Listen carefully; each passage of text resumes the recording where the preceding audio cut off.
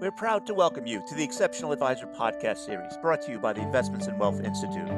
The goal of this series is to help you better serve your clients, differentiate yourself from the competition, and enhance your ability to communicate those differences. The Institute is a professional association, advanced education provider, and standards body for financial advisors, investment consultants, financial planners, and wealth managers who embrace excellence and ethics. Through our events, continuing education courses, and acclaimed certifications, which include the Certified Investment Management Analyst, the Certified Private Wealth Advisor, and Retirement Management Advisor certifications, we deliver Ivy League and practical education for investment and wealth professionals. Hi, I'm your host, Bob Powell. I serve as the editor of the Retirement Management Journal, which is published by the Investments and Wealth Institute, and I also serve as the editor of Retirement Daily, which is published by The Street. My guest today is Cynthia Pagliaro, a senior researcher with the Vanguard Investment Strategy Group, and she's co-author of Assessing the Value of Advice, a paper published by Vanguard Research in 2019. So welcome to the podcast. Oh, thank you so much, Bob. I'm happy to be here today. Pleasure to have you on. Now, for the benefit of those folks who may be listening and may not be familiar with you and your work, do you mind giving us a brief overview? Oh, sure. So I am a senior researcher at Vanguard. I work in our investor behavior unit as a part of our investment strategy group. So I work with our thought leadership team, and I've been with the team for over a decade now and spend much of my time doing research on investor behavior, specifically focused on advised investors. So that's the topic of our work today. And I'm specifically going to talk about a paper that we published last September called Assessing the Value of Advice. Right. So obviously our audience are advisors who are members of the Investments and Wealth Institute, and they spend their days giving investment and financial advice. So let's start by maybe you giving us an overview of why it's so important to research this topic of the value of advice. Oh, sure. So we know there's a number of forces driving change in the advisory industry. We have a lot of rise in consumer demand, and at the same time, technology is making advice much more available to investors at lower cost. But at the same time, we have this need to demonstrate value for money. So is the value of advice worth the cost to the investor? So as an industry, I think it's really important for all of us to better understand this whole concept of value, and then we can develop metrics to actually demonstrate that value for money. So that's why we think the research is so important. And before we get into the research that was published in September, just a comment, if you could. This paper, or these series of papers that you'll be publishing, comes on the heels of other work that you've done and others like David Blanchett have done, where not everyone, but some are trying to figure out the value of advice, right? That if we could place in context your work relative to the previous work that Vanguard's done and others have done. Oh, sure, absolutely. So, research on this topic is not new. In fact, at Vanguard, we began studying this topic way back in 2001 with the first issue of Advisors Alpha. And as you mentioned, there's a number of other groups like Morningstar and Dave Blanchett that are looking at this. I met with a company in the UK called Quilter that has their Delta. You have your Morningstar Gamma, Advisor Alpha, Quilter Delta. So pick your Greek letter. But certainly all of this is great work. And more recently, we've seen some robo-advisors like Betterment, United Income, make their own attempt to come out and try to quantify the value of their advice. Many of these studies include simulations, you include hypothetical models. We're starting to see more data-driven studies, that is, using actual client data. So there's a number of academic studies now that have somewhat conflicting results. So we think we're just contributing to the broader literature on this topic. And certainly our focus is really to start shifting towards more quantitative analysis and really leveraging actual advised client data. Okay. So this paper that you did in September, it expands, it adds to the body of knowledge. It introduces a 3-part value framework for advice. So could you describe that framework and perhaps how it's different from the Advisors Alpha work that you had done? before? Yes, certainly. So the framework that we propose in this paper consists of three dimensions. So when we think about value to an advised investor, we think about it in three components. The first is portfolio value, the second being financial value, and the third being emotional value. So it's a much more holistic overview of the value of advice than what we traditionally would think of. Now, none of the components in and of themselves are not new. Certainly, when we first did the Advisors Alpha work, you can see there's some similarity into the framework. I think this view is really just organizing the themes a little bit differently to better assess investor outcomes.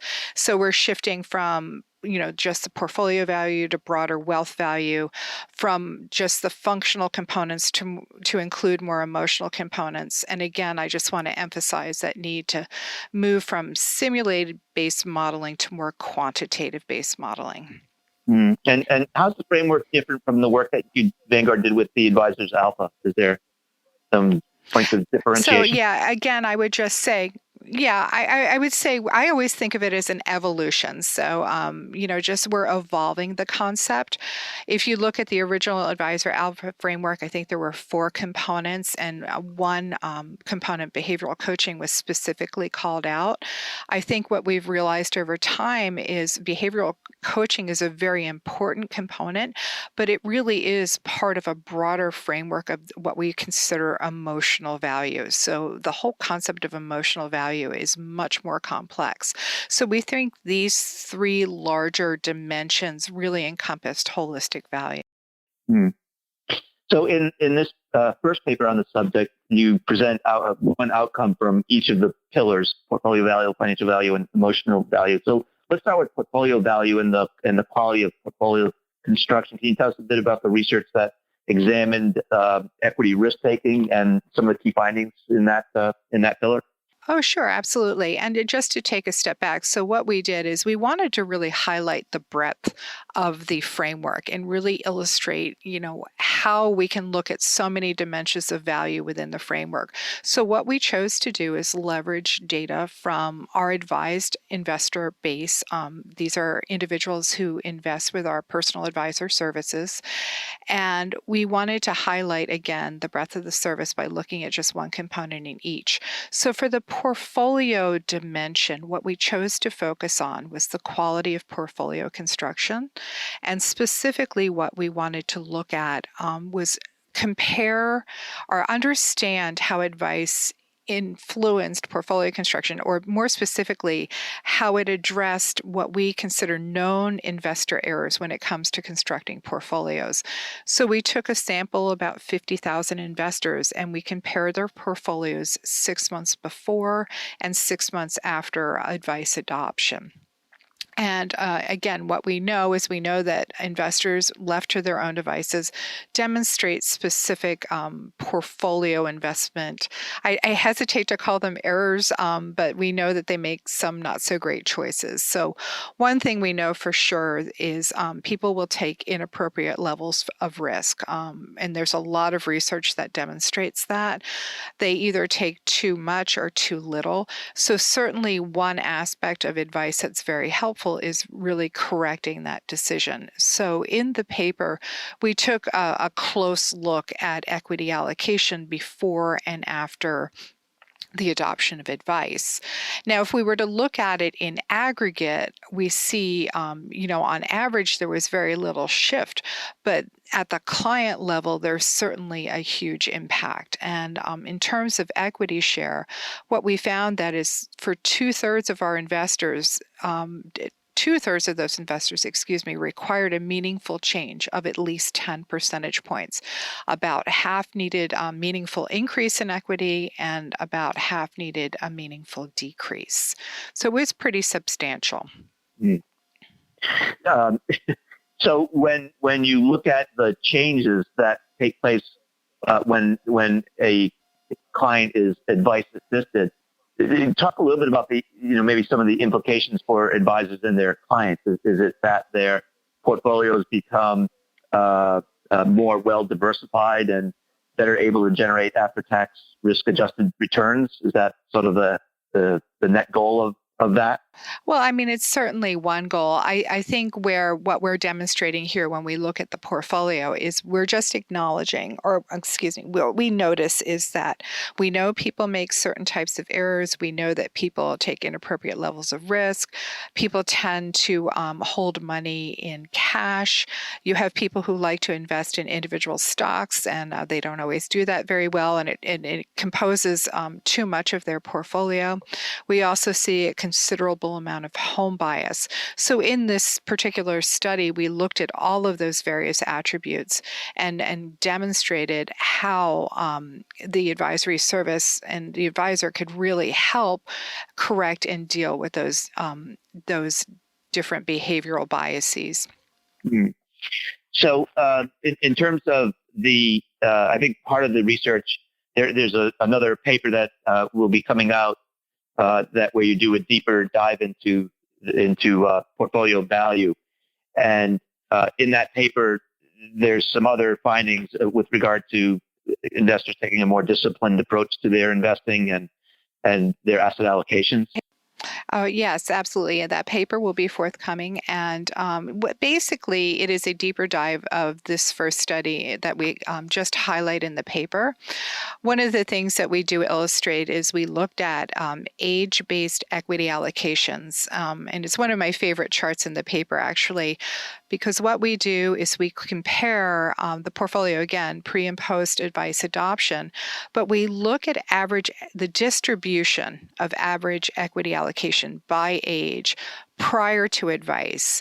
And there's a graph in the paper that I love because basically the distribution is all over the place. So it's just a big swath of blue across that chart, which shows that at every age, there's a wide dispersion of equity allocation. At the same time, after advice, when you look at that same picture, you see that that swath of blue just narrow dramatically, which again highlights the disciplined approach to professional advice, right? So all of those extreme allocations are reduced, and everybody is in a much more appropriate glide path for their particular goal. So that was one of the additional findings we share in that paper too. I also speak a little bit more detailed about how we even arrived at the understanding of these biases that we see. So basically, the analysis that we did just took investors, it looked at the portfolio choices they made before adopting advice, and then we looked at the changes required to improve their portfolios. And that's when we noticed all of these different behaviors. We noticed, again, people taking too much risk. We saw people with a lot of single stock exposure, people who love to invest in cash. And we actually break down those metrics to highlight how much of a change actually occurred. So as an example, cash dwellers made up about 14% of that group. But if we looked at them, they held on average over 77% of their portfolio in cash. So obviously we made some very significant adjustments there. Same with stock investors. While they were a very small group, when they did hold stock, it was typically nearly half of their portfolio. So they're exposing themselves to quite a bit of single stock risk. So obviously the advisory service will help improve that. And it seems like advisors are probably aware of home bias, but individual investors may not have an advisor, or may not be aware of home bias. And the advice seemed to eliminate that for, I think the stat is over 90%, which seems significant. Yes, exactly. Yeah, I don't think people realize they are home biased, but certainly from an investment strategy standpoint, it's great to have some global exposure. And certainly, that's a part of what we prescribe. And so for this particular sample, yes, 9 in 10 people required really meaningful changes to their international exposure. Mm-hmm. The paper also concludes that advice, and you've already suggested this, that it appears to remedy these common portfolio errors that are attributable to cognitive or behavioral biases or lack of financial literacy. Can you just sort of talk a little bit about what those specific biases might be, and also with respect to the lack of financial literacy, what people can do with or without an advisor to maybe become more financially literate and not be so make these errors with their portfolios. Yeah, well, that's certainly a tall order. So I'll start with the first part of the question first. Like I said, so we have a lot of research. It's been demonstrated that people just take inappropriate levels of risk. Some people are overly aggressive, others are overly cautious. There could be a variety of reasons for that. Certainly somebody, if we had particularly bad market conditions over a decade ago, could certainly cause some fear for some people. Some people are a little bit overconfident in their abilities to actually invest their own money. As in terms of like cash, again, it could be an artifact if people are just really, really conservative. Or, it could be people are suffering from a bit of inertia. We do see behaviors where people intend to do something. So they might roll over an IRA and put it into a money market account and with the intent of reinvesting it, but they don't get there. So they've basically just kind of parked their money and left it there. So those are just some of the examples.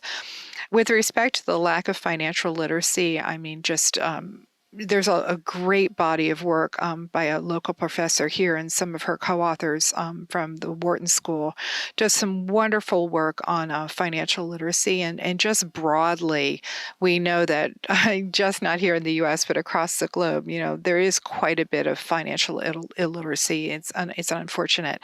So, I would suggest to individual investors that there just are very simple ways to seek out good information. I know here as a provider here at Vanguard, we provide great educational tools on our websites to help people just even develop a basic understanding of investment and investing.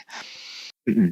Yeah, Dr. Mitchell and Dr. Lusardi have done some wonderful work around financial literacy, Yes. and I've Yes. read their research, and it seems interesting that for some people, if they were just to become familiar with 5 basic concepts, that it would go a long way toward helping them improve outcomes, perhaps. Yeah, absolutely. I'm always continuously shocked when I read the results of their studies. It's just amazing to me just how prevalent the lack of literacy is. Topic for another day, I suppose. Yeah, absolutely. We could spend an hour on that topic alone.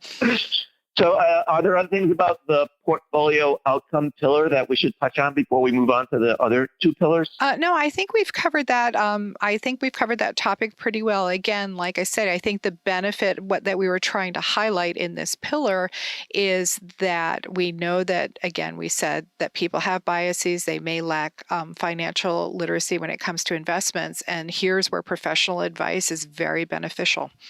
Okay. So the second pillar component of the value advice is financial value. And can you tell us a little bit about the study that you conducted there with respect to outcomes, the metrics you chose to study and why, and what's the opportunity for advisors given your findings? Oh, absolutely. So the second pillar is, the financial value, where we focused on financial outcomes. And this one is really all about goal attainment. So, where the portfolio pillar was really focused on all things related to the portfolio, this is a much broader financial category. So if we think about overall wealth planning, so there is a multitude of metrics we could study within this pillar, but we chose to focus on success rates. The reason we focus on success rates is, one, it is the metric that we deliver to our advised clients. It is a very good outcome-based metric, and it's also very salient to our clients. So we thought it would be a good one to look at. So for every client, we report a success rate. So they will come to us and they will set a financial goal. Most people, they can set multiple goals, but for us, most people set an individual goal, and that is retirement. And basically, their default goal would be reaching age 100 with $1 in assets. And so they certainly have the opportunity to revise that goal if they wish. Most don't, interestingly. So what we do is we create a projection for them. Basically a model that tells them what is the probability of success given their current situation that they will achieve that goal.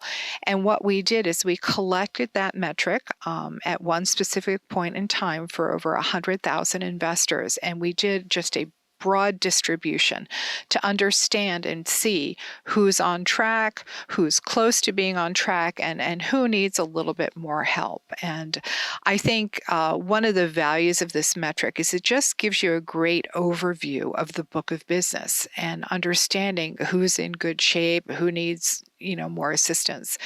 And in the example we provide in the paper, among these clients, we actually have a really great news story because 80% of these clients have over an 80% probability of achieving their goals. So that's a very high number.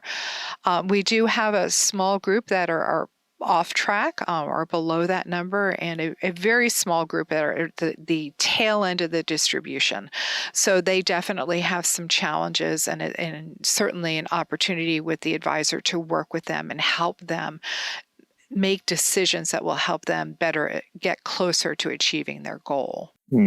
So for the 80% that are on track, I think the paper mentioned that it highlights an opportunity for advisors as some may be overly prepared for retirement. Could you sort of just tell us what that means and what the opportunity is for folks who are on track but maybe over prepared?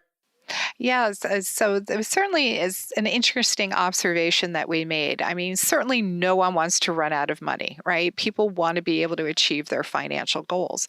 But some folks with these very high probabilities of success, the median number was near 100% success. It really does open up that window and say, let's take a look at that situation. Perhaps it's this fear of spending or, just this overwhelming need to just hang on to that money. But it's certainly an opportunity to say, hey, look, maybe if we made this change or this change, maybe you can take a nice vacation or maybe share some of that bequest money a little bit earlier. And we could take a look and see what kind of impact that has on success. Chances are probably, depending on how much it is, going from 99% down to 90% might free up some money for people to enjoy it. I mean, we can't take it with us, right? So maybe there's an opportunity to just encourage people to revisit their plan and see if they can free up a little bit more of that money for spending and enjoyment now, as opposed to just holding on to it. The research also seemed to suggest, at least for the 20% of folks who may not be on track, is that you may not have complete information, which is certainly true for some advisors that may not have access to all their clients' accounts. They're dealing with maybe a person's IRA or their taxable accounts, or maybe both, but not maybe their 401k plan. So there's a need, it seems like, on the part of the advisor to take a very holistic approach and make sure that they've captured all the assets that are being earmarked for retirement or whatever the goal might be. Oh, yes, absolutely. I mean, and we certainly saw that. So first, we are reliant on people to provide all of the relevant information that we need to make that plan. But one thing we did notice is we took a closer look at those folks in down at the tail end of the distribution. And we did notice that where they were younger than the other investors. And when we think about savings among younger individuals, most of their savings occurs in a workplace plan. And so we are really counting on them to tell us not only the savings that they're putting in, but if there is a match, which it can be very significant, if there's an additional employer contribution. So all of that information is very, very helpful. And so we do suspect that we probably don't have complete information. But like you said, it's really, it's on the advisor to really tease out and get all of that relevant information. Right. And also, I think in your paper, with respect to financial value, you go look at things beyond savings and spending behavior. You're looking at non-financial capital issues like debt levels or insurance and risk management and estate planning issues as well in terms of these financial goals being attained. Oh, absolutely. Like I said, the whole goal of the paper was to present a much more comprehensive and holistic view of value. So when we think about the items that you mentioned, all of those items and the assistance of advisors in working with those topics is adding value to the client. It's adding value in that relationship. So they need to be considered. Certainly, yes. So then the last pillar has to do with emotional value or emotional outcomes. Can you tell us about the research there and the challenges of conducting that research and key findings? Sure, absolutely. So, this is by far the most difficult pillar to manage, right? So, first, I want to mention that we felt it was really important to include the emotional pillar in our broader framework.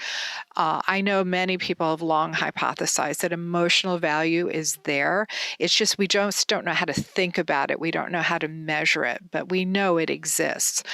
So, what we wanted to do is try to develop a way to kind of quantify what emotional value is. So if you think about an investor, they have this this kind of overall value perception, and really wanted to tease out how much of that was truly emotional.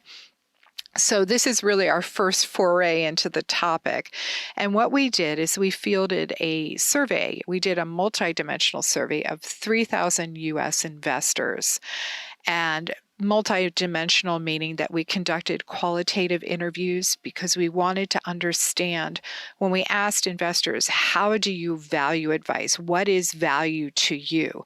It really helped us formulate a survey so we could create what we call these need statements that we could measure and try to identify what's important. So people would give us value statements like, oh, I want to maximize returns, or I need help with savings, to that, are very functional, to very emotional things like I need to trust my advisor, or I need a personal connection with my advisor. So we conducted the survey. We actually looked at a number of different types of advised investors.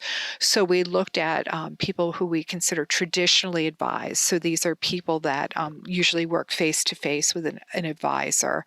We looked at robo-advised investors, and then we looked at a more hybrid model, which is our offer, which is basically combining both human and algorithmic elements.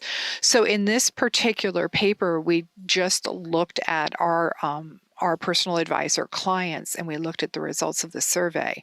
And they were very, very enlightening, confirmed much of what my co-author and I suspected, which is there is a significant emotional component to the value proposition for advice.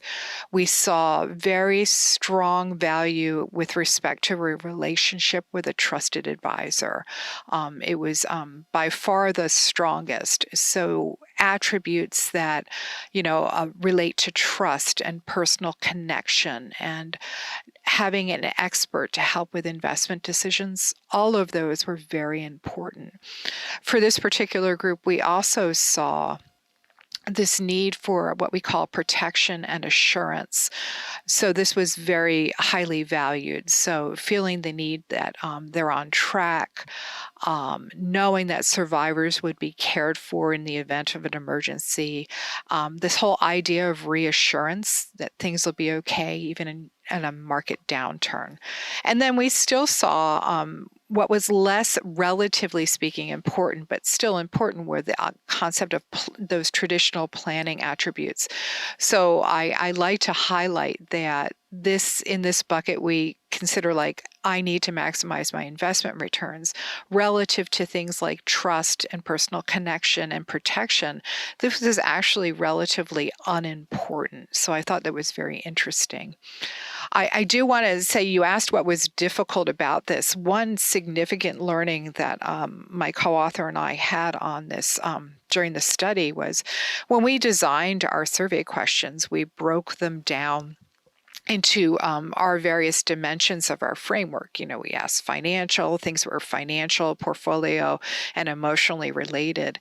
And one thing that our analysis really uncovered for us is emotion, and the whole idea of emotion runs through all of these value statements, just to varying degrees.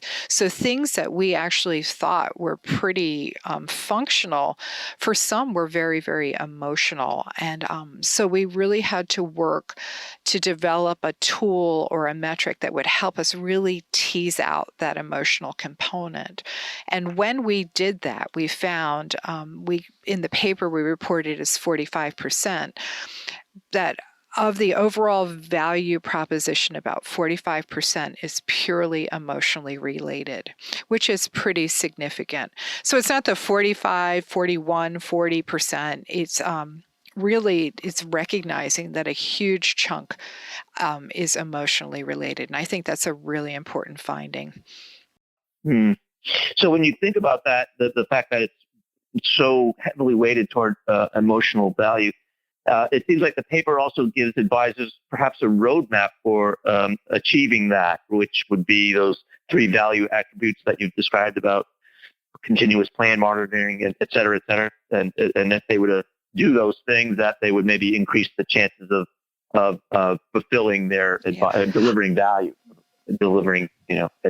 I think the way I would guide advisors to consume this research is in the paper we list the 24 statements that we asked. And I think one thing that I would advise advisors would be to recognize that emotion has many facets, and it's a really broad topic. And when we classically think of emotion, we think, of, like, I'll go to behavioral coaching, people being worried in down markets and things like that. But we found that other emotions are very highly valued. Things like the feeling of accomplishment for taking charge of a financial plan, right? Or a sense of pride in doing that, feeling that whole feeling of being on track. These are all very positive emotions. So I think it really is helpful to the advisor to recognize that it can come in many forms. And I suggest that they, think about the various attributes that we've listed and find a way to kind of get that information out of their client when they're meeting with them so they can understand what is really driving the emotion for them. Mm. Which brings me a little bit, if I could just to turn to behavioral coaching for a second. We've witnessed at the Investments and Wealth Institute, for instance, there's now a conference that focuses on behavioral coaching. The CFP board has put in place a curriculum around behavioral coaching, et cetera. And so it seems like this is now becoming as important as it once was to learn about how to construct a portfolio. It's now critically important to sort of become engaged from a behavioral perspective with your clients and understand whatever, like you said before, cognitive and behavioral biases, et cetera. Oh, absolutely. Behavioral coaching is extremely important, and it's been a longstanding pillar of our Advisors Alpha framework. I think where I think this newer research is contributing is, again, just expanding that idea of emotional value. So now behavioral coaching becomes just a part of that broader and more complex view of emotional value. So I think it's going to be interesting to start evolving that concept as we learn more and more about the importance of this emotional value. Mm. So what do you think advisors should be doing more of or less of to demonstrate their value to clients and prospects, or the things that we haven't touched on that would be worth mentioning? Well, I think the way I would really, the message that we have for advisors in the paper is, first and foremost, when we start thinking about value, we need to take a much more holistic view of what value is. So it's not just focusing on the portfolio outcome, because we know that investors have other sources of value. So it's being more holistic in that view.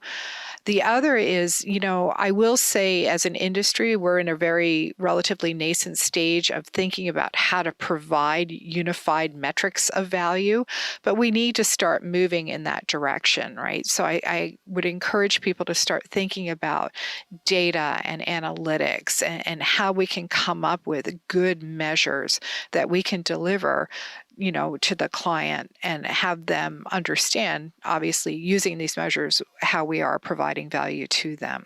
Mm. So can you tell us a little bit about the next bit of research that you plan to conduct about the value of advice? Oh, sure. So, we've touched on it a little bit, but so this framing paper, or the framework paper, actually illustrated 3 separate studies that we have in flight. Happy to report that 2 of the 3 papers will be out relatively soon. So we've talked about the first, which was a deeper dive into that idea of improving portfolio diversification. We also have a paper that takes a much closer look at the survey we did on emotional value, and where we share the results for our Vanguard advised clients in the paper that we're discussing today. In the paper that we will be publishing, we focus specifically on traditionally advised investors as well as robo-advised investors. So both of these we'll expect to be out by the springtime. And then the third paper that relates to the financial outcomes metric we'll have out later in the year. And then in addition to all that work, we're really excited to expand on this idea of emotional value. We feel like we've just broken ground on this topic. And so we're looking to expand our work in this area, particularly around this concept of financial well-being. So we're going to look to do a lot more work in that area this year. Mm. I have to say, I have to applaud you and Vanguard for. There's a statement in the research that says that this framework, that you present this framework as not necessarily the definitive definition of the value advice, but as a way to generate more dialogue, and that you welcome contributions from others. And I think about the fact that this is a new and an emerging field of research, that you're expanding the body of knowledge here.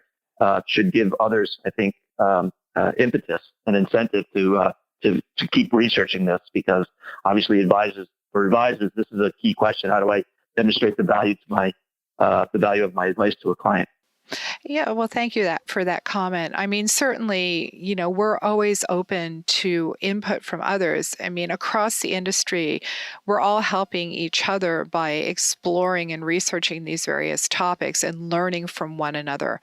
I mean, I avidly consume a lot of research, particularly from David at Morningstar and others. It's really important to understand and learn from one another, and what, one person might have an idea that somebody can go off and explore further. So we're more than happy to generate dialogue on the topic. I mean, obviously, this whole concept of value for money is really, really important. So I think the more people that are contributing to the field, the better. Great. Anything that we haven't touched upon that you think our listeners should know before we wrap up? I think we've really had a great discussion today. We certainly covered a lot of ground. I think the things that I would just like to highlight is, again, we're more than open to feedback on the framework and love to have discussions about that. So certainly want to encourage that. And I think, too, I just want to echo this message of starting to think about data and analytics in our field, and how we can start expanding our work in that area where we're really providing good metrics to our clients. Okay, thank you very much, Bobby. Appreciate it. It was great to be here today. Thank you again. Thank you for listening to our podcast. My guest today was Cynthia Pagliaro, a senior researcher with the Vanguard Investment Strategy Group. If you've enjoyed this podcast, please subscribe through iTunes, Spotify, or our website at www.investmentsandwealth.org/podcast to get the latest episodes of our Exceptional Advisor podcast series. The Investment and Wealth Institute has been helping investment and wealth professionals become exceptional advisors for over 30 years. Please visit us at our website at www.investmentsandwealth.org to learn more about our certifications, conferences, online learning, and continuing education programs.